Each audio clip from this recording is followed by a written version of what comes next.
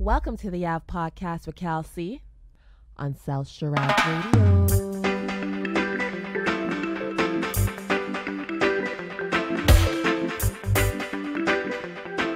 All right, welcome to the Ave Podcast, the mini podcast, mini episode, I should say. Joining me right now is DJ Chris Nice. How you doing today, sir? Hey, I'm good, man. How you doing? I'm good. All right, man, so let's get into it. Beres Hammond, you saw what happened last night. Thoughts, give me thoughts. Amazing show. It was basically everything I thought it was going to be. Like, I was pleasantly, I can't even say surprised. It was everything I thought it was going to be. What I loved about the show, though, is the fact that he came out the corner swinging. You know, it was like a prize fighter. It's like the bell went off, and he just came throwing just bombs. Gems straight out the gate.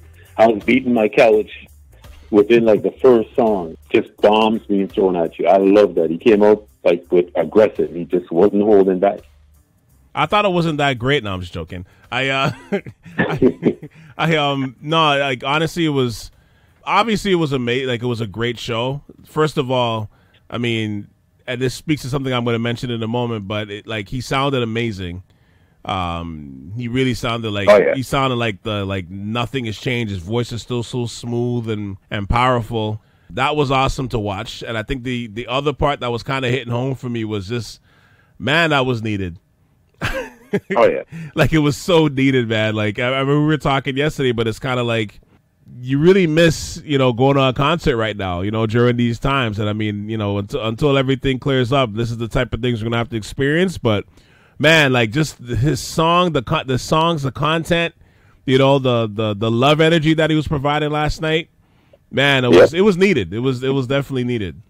Yeah, and you could tell he needed it too, because like, he started off the show saying, like, man, I haven't been with you guys in like 2 years, and you know what I mean? And so when you stop and think about it, it's like you could see what a lot of artists is going through too, because this is what they do for a living. Absolutely. This is what brings them alive. You know what I mean? So they haven't been able to perform in front of people in this long. So I figured if he's saying 2 years, maybe he had a gap in between shows, and then the pandemic hit. You know what I mean? Mm-hmm. So it worked out to like a year and a half, 2 years. I can imagine how much pent-up energy he had. He was able to release it last night. So you could feel that this wasn't just something we needed. This is something like he needed too, because this is what he does. It's interesting because if you look at the replay, like I know they were showing it last night, but if you look at what he was talking about, I think the little intermission part where he was sitting down, like the pre-recorded versions of the concert, like where they were doing like the interview where they splice it in between. There was a part where you mentioned about like, hey, you're not performing in front of fans, and like, what does that feel like? And he was like, well, for him, it's like being back in the studio. And right away, as soon as he said that, I'm like, I got it. Like, he didn't even have to say anything else. Like, I knew exactly where he was going to go with it, because it's basically saying, like, when you're in the studio, you're creating that magic, you're creating that song, that content, and you're imagining you singing this in front of people. You're imagining you're singing this in front of specific people, maybe. And if it's even if it's not a crowd of like 5,000, 10,000, 20,000, you're thinking of certain people that is in your mind that you're playing this song for. So he's like, I kind of have to shift my mind back into that mode where it's like this is like a studio session for me almost. So it's like that'd be a weird feeling. Yes, but it's like you look at these live, quote unquote, live performances. That's probably what it's like for people, where it's like a studio session, almost like a big studio session or a rehearsal. Yeah, I feel it for a lot of these artists, man. It's got to be tough. It's like when Buju was on stage. I love the fact that they hugged.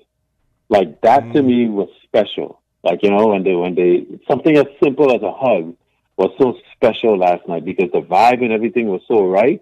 And Buju made a good point when he said, as human beings, we're supposed to be around people and with people, we need people. And then when he hugged him, I was like, like a hug is so special in 2020, 2021. You know what I'm saying? Yeah. Because you just feel like there's a force out there that doesn't want us hugging each other, doesn't want us around each other. And when people when you see people actually like sharing that love energy, it's a special feeling, man. And that's what, to me, last night was all about. It was all about that love vibe, our people. Listen, I said this in one of our chat groups, and I'll say it again. At a point last night while watching the show, I felt so proud to be from the Caribbean.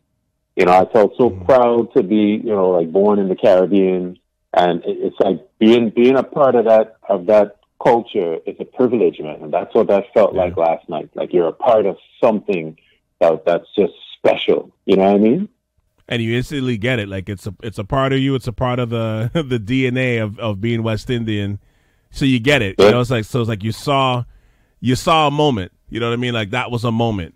You know, and we talked about like how verses, you know, I like the whole concept of it. We've had a podcast on it already, but within those, you know, like different ones that they've done, there's been ones where it was like moments, you know what I mean?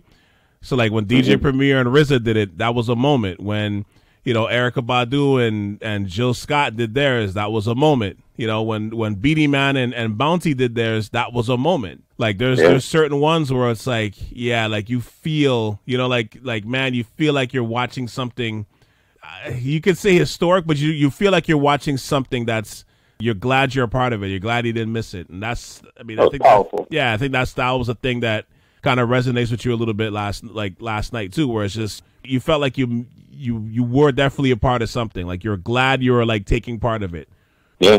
And to touch on what you were saying earlier with these artists, it's tough, man, because especially I think from pretty much, I mean, obviously from almost all artists, most artists definitely who's not being able to perform in front of like, you know, full venues, packed out venues. So somebody like him who would normally do shows across the world, you know, whether it was clubs, arenas, whatever it is. And so all of a sudden it's like, you know, for the last year, you haven't been performing in front of anybody. And yeah, it's that energy and that force you want to give out, but then the financials of it, you're also providing for your family with that too. So to be like, that's got to be hard, man. And honestly, I feel it worse for the West Indian artists.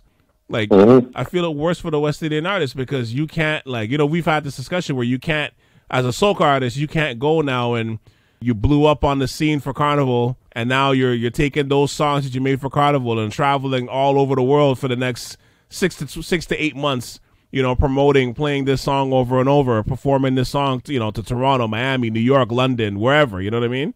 And it's the same thing for somebody like you know, like a Beres, where it's you're just sitting there and it's like the money's not coming in from that, just all your creative juices. So you can make an album, but you can't take this album and go promote it.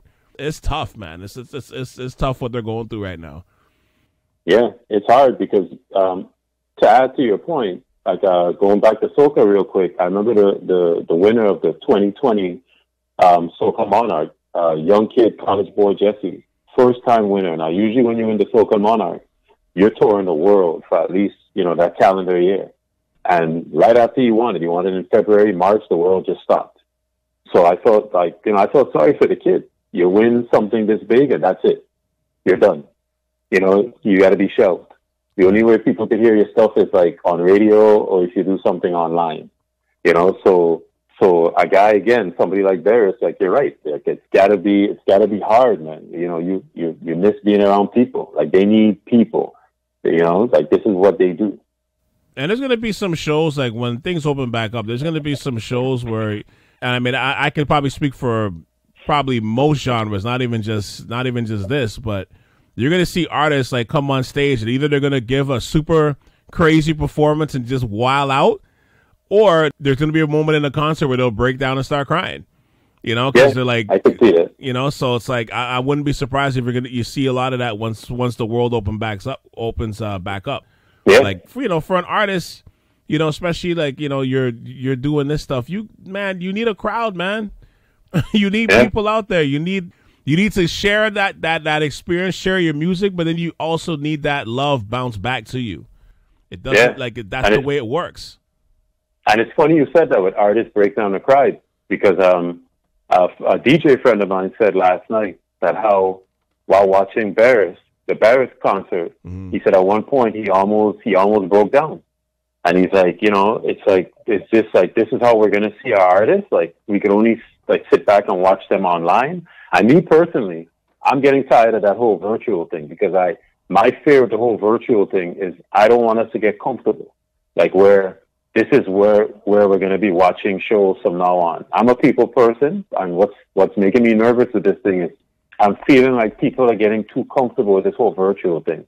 Carnivals come up and stuff, and it's like, okay, put on your costume and get on this Zoom call and let's dance in front of our phones or in front of our laptops, and we're all dancing online. To me, that's not what it's about, man. So I don't want us to get comfortable with this whole virtual thing. When he hit me up with that yesterday, like, he got emotional, I was like, yeah, I can see that. Because you're sitting watching the show and you're like, yo, like, I can't go check this guy or anybody like this live. Like, you know what I'm saying? Mm-hmm. And then you're looking at his age, because, Beres is, 65? He's at that stage now where it's like, yeah, it was a joy to see him, but you do want to see somebody like him. And I've never seen him live, but, when the world opens back up, God willing, like, I'm like, the next time I'm in the city where he's at performing, I'm going, because like, it kind of reminds me of, like, remember years back, I had a chance to see Al Green, and Al Green was performing at Niagara. So I took the drive. I took the drive down to Casino Rama, not Casino Rama, but Fallsview, I think it was. And man, that was a great show. Al Green sounded like, even at that age at the time, he was probably about the same age Beres is at now when I went to go see him. And man, he sounded just like the record. And I was honestly, I was so grateful, because I'm like, yo, like, you don't know what may happen to, him going down the line, God forbid. And it's like, that's it. Like, once he's gone, he's gone. That's it. Right. So it's, and then I think the year after we got to see Stevie Wonder, and it's the same thing. Right. Like, it's like, you want to appreciate the talent that they have while they're still here, while they're legends. They say give the roses out to them while they're still here, but it's like, they're giving you the roses too, because their talent is still so strong, even at this advanced age. So, like, watching him, it was kind of like, shit, like, yo, I want to go see him in person the next time. We're in the same city. I definitely want to go, because you just don't know. And you're seeing him too, like, you're seeing, he got older, he's a little smaller. You just like, so that shit really hits home, where you're just like, yo, man. You got to protect your legends, but at the same time, it's like, yo, you definitely want to go see them for who they are and what they do, and appreciate what they do. I was blessed to have seen him before, like, so I wasn't surprised by the performance, but you could see, he's getting older. But the beauty is, though, sometimes you forget about the catalog these guys have, man. I know. You forget about the hits after hits after hits after hits. I mean, I finished off my mix show the same day, yesterday, with a little Beres segment. And I just wanted to make it like 10 minutes. And then I had to catch myself when the 10 minutes came. I was like, yo, if I don't stop, I could go for like another hour. Yeah. Because he's got so much hits. I have to be like, you know what? I was spinning already for like 2 hours. Like, yeah, I'm done. I'm tired. But you could keep going, because he's got so much on his catalog, man. Like yesterday, and he covered pretty much all of them yesterday, from Rockaway to Can You Play Some More, Sweet Lies, which I love. Of course, the classic, What One Dance Could Do. But listen, and we all know, like, the tempted to touch and the falling in love and all that. But when he did one of my favorites, when he did one of my favorites, No Disturbed Sign, I was like, yes. Like, he killed that. Like, man, listen, man, I was done. I was in the living room. I was like, that whole show, again, like you said earlier, it was so needed. And then seeing, as you mentioned, like, Buju out there, and then seeing Marcia Griffiths come out, and Popcorn come out, and that was dope too. Like, I like how we embraced, Popcorn. Like, I wasn't expecting to see, like an artist that came out, but it's something that he said at the end of the show, like the pre-recorded thing that they recorded at the end of the show, where he was like, where he likes where music is at, and he's like, as long as I'm here, he's basically like, yo, as long as I'm here, I'm gonna pass this knowledge along. I'm gonna do anything I can to help, like, these artists come and be great. And, I'm going to share all my knowledge with them and make sure I do my part to pass this knowledge along to them. And I'm like, that's like, I liked how they ended that. Like, I was like, yeah, that's cool. Yeah. That was good. That show was so good. I got to go watch it again, man. Yeah, no, it was fire. And it's funny because it was kind of the, I guess in terms of virtual concert weekends, it was kind of like the icing on the cake, basically, because because Friday you had the global Coffee. reggae night, and you had Coffee and it's headlined by Coffee and Capleton. That was nice too. Capleton, man, man, I that's another one too. I gotta go see him in concert, man. He's still so crazy. Yeah, he's crazy, man. He's just a ball of energy, man. I love it. Yeah, I love it. He's still insane, man. Like, he's still so crazy. But Coffee, like, she's talented, man. Like, you can see she's basically strapped to a rocket. Like, you can see, like, she's gonna go far. I mean, she already won a Grammy, I believe. So she's like, in terms of public perception, she's already kind of on her way. So you can see the talent radiating off her, man. Like, you can see, like, she's strapped to a rocket, like, ready to take off. I mean, the only thing that's holding her right now is basically this pandemic, but like, you can see, like, she's like ready to go, But and Capleton again is Capleton, man. Capleton is Capleton. And then Saturday was D'Angelo. Yeah, and then you had that too, where it's funny, man. Like, I know there were some people out there, seeing comments and stuff where they're like, and it's true. I kind of thought it was going to be more of a concert, but then once I saw like they were kind of sticking to the versus format where they're just playing the songs and stuff, and he's just singing over them and letting some songs play, and it's like, all right, that's cool because that's what the versus format is essentially. Yes. But speaks the same concept of giving the people their roses while you can while they can still smell them. Like, it's cool that they did that for D'Angelo. Like, I think it would have been a great battle as him and like Maxwell. I think that probably would have been the natural matchup. But the fact that they just let him just do his thing, and just do it on his own, I thought that was unique and it was cool. Like, I liked it. Yeah, I liked it. I liked it also. It made a Saturday night feel nice, But again, for me, it was a bittersweet at the same time because I'm like, okay, I need to go to one of these shows now. Enough. Yeah. Like, that's kind of where it left me. Like, okay, enough. You know what I mean? I'm tired of watching my TV screen. So like watching a concert on my TV screen. I'm like, enough. Or your phone. Well, no, I couldn't do that. It wouldn't feel real enough. I have to at least watch it on my TV. But that's the thing, though. It's when you hear him singing certain songs, like, he still has his, for the most part. I know, we all know about the his issues and stuff that he's had in his in his life, but when he sings, like, he could still go, man. Like, I still remember the last time he was here, last time he was in Toronto, and I remember he did Left and Right. That was his first track, and which was cool because that Redman and Method Man came on and did their part on the verses on Saturday. And I thought that was dope.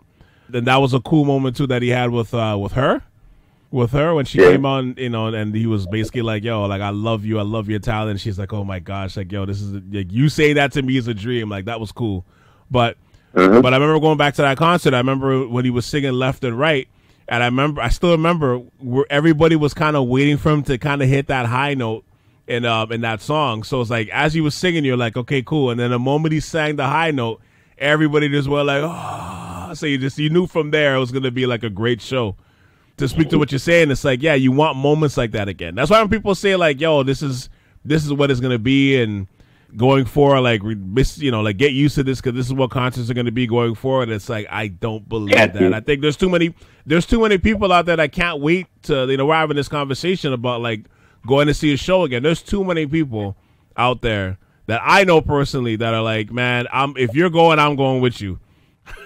Yeah, I don't want to put that thought in the universe. Like, when people say this is going to be like how we're going to be watching concerts and all that from this point on, I wouldn't want to put that in the universe because I kind of feel like we're giving up. Like, this is it. We're just gonna give up and just go to this kind of life. And to me, if that's the case, like, we're in a lot of trouble, man. Because I agree with what you said. As human beings, we're supposed to be around each other. Like, you go to hug somebody now, and they're jumping back like you're a leper. You know what I mean? I wouldn't put that in the universe. I wouldn't like to think that sometimes like this is how we're going to be watching shows from now on in our living room. Yeah. Carnival from this point on is going to be get your old costume and dance in front of a laptop. You know, like this is where we're headed. Like we're in a lot of trouble, man. Well, for starters, I mean, some of those costumes are going to be raggedy as hell. You know, trying to put them on. Yeah, that's probably not the best look that you want representing the culture. Old ass costumes, missing jewels and missing feathers and all kind of stupidness. I don't know. I don't know if that's a life you want to go back to, but yeah, I think it kind of speaks to that where it's like you're kind of like chomping at the bit to go see a show again when everything opens back up because it was needed. Like I said again, I mean I know we're kind of recycling the point, but I didn't realize how much it was needed until watching the show.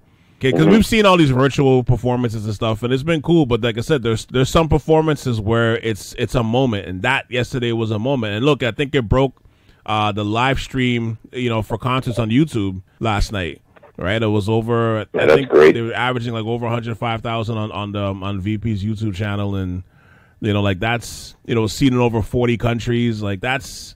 Yeah, like so. We're not alone. We're not alone in saying this, and thinking this. Yeah. People want to see their favorite artists, and and as a DJ, I mean, you know this, but like we need that release. Like yeah. We love our artists, but they give us that moment to escape and just enjoy music, and that's what you wanted to see. That's what you want to see and be around. So it's like we can't be around it now. So it's like when they give you moments like this, when a Beres comes and gives you like a concert where he's like he's hitting everything right off the top, and shout out to the band too, because the band was that band was amazing. The backup, everything about it was dope. One of the positives you could take from this concert is you take it in, you absorb it, and then you get that you should get that feeling in you that you don't want to ever see this again. Like that's the question you should ask yourself. Like do you ever want to see this again? Like live, like where you're standing in a crowd, where you're watching people like this perform on a stage. To me, that's a positive you should take from last night. Like I want to be in a venue watching this live and feeling this energy live instead of through my TV screen or my laptop. Mm-hmm. That's like shows like this. That's what to me what you should grasp from it. Therefore, you don't allow it to happen. Because I think as long as we keep getting comfortable with this setup, we're going to allow it to happen. And I think that'll be a disaster for us, just as human beings, man. I just feel like that would be a disaster for us. Well, I think it's also disastrous for the for the music artists too, right? Because I mean, you can't. I don't think you can. Most artists cannot have a living just doing virtual concerts. That's not going to go well. You know what I mean? Mm-hmm. Like that's not going to go well. Where it's just that's all you're doing for the next, like God forbid 5 years or whatever it is. Like you're just doing virtual shows because. I mean, most of the big artists can do that. Like a Beres can do something like that. He's got the catalog for that, but not every artist has that kind of catalog where they can, or like the younger artists that are just building up right now, like a Coffee that's building up right now. Like you don't want to be doing virtual shows for like somebody like her. Like that's gonna be like long term. The long term effects of that too is that's not sustainable. You know what I mean? Mm-hmm. It's not sustainable. So like I said, I think. Just wrapping up because, like I said, this is a quick in and out pod about Beres. I think we're just so excited. I wanted to talk about it for at least a few minutes. But I think, understandable. Yeah, but I think like last night was just it was a moment that we needed to have. You know what I mean, in terms of who he was and to kind of celebrate him too. Because like I said again, you're just looking at his age, you're looking at different things, and you're just saying to yourself, man, like you really got to take this stuff in.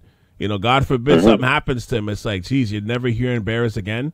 And, let's have him put that out there. Yeah, I know. Let's not do that. But it just speaks to that point. Like, you look at all of those factors. Next time you see him, you want to see him with your friends around. You know what I mean? With your peoples around with you. And you guys are just, liming and having a good time watching the show. Yep. So the fact that he can dream out, imagine like the fans and stuff performing in front of him, like we should hold on to that imagination too right now, and be like, yo, the day that, we can go see a Beres in concert right again, that's something we're all waiting for too. Yeah, I agree. Anything you want to say before we wrap up? No, that's we pretty much covered it. It was a beautiful night, and I loved every single moment of it. Loved it. I definitely plan on watching it again. And I feel like the island of Jamaica won this weekend. Absolutely. And I feel like the Caribbean, won this weekend. And again, like I said earlier, I feel like being a part of that Caribbean vibe and that Caribbean energy is a privilege, man. And I'm blessed to be a part of it. Yeah, and I am too, damn it. I am too. Yes, Chris, and before we go, I mean, don't you want to plug your shit? Yes, you could catch me each and every Friday from 4 p.m. to 6 p.m. Eastern Standard Time. That's Eastern Standard Time at mylimeradio.com. That's mylimeradio.com. It's a grooves and rhythms mix show. You can also catch me on Sundays at twitch.tv/DJ Chris Nice. That's twitch.tv/DJ Chris Nice from 4 p.m. Eastern Standard Time. Actually, jump on the twitch.tv/DJ Chris Nice, and you could also follow me on my Instagram at DJ Chris Nice. And if you need to get at me, you can get at me at chrisnice.com. There you go. All right, well, let's wrap this up right here. So, again, thank you for coming on for this little mini pod. No problem. This little mini episode here, but thank you for hopping on. Like that was cool. Not a problem. And going forward, once again, for you first time listeners, check out everything that I'm doing on South Sharav. You can go on my website at southsharav.com. Listen, rate, review, and subscribe to all of the shows. You can catch it on Apple Podcasts, Spotify, Stitcher, Google Play, TuneIn, wherever you listen to podcasts. All right, and you can also check out the South Sharav YouTube channel, which was launched just at basically the beginning of this year. We got some new episodes of The Stoop coming forward, so I'm going to wrap up season 5 pretty soon, but check that out as well. But for Chris Nice, this is Cal C, and you just tuned into the Ave Podcast on South Sharav Radio. Until next time, folks, peace, peace, peace, peace, peace, and love. Peace and love. We're running with that energy today.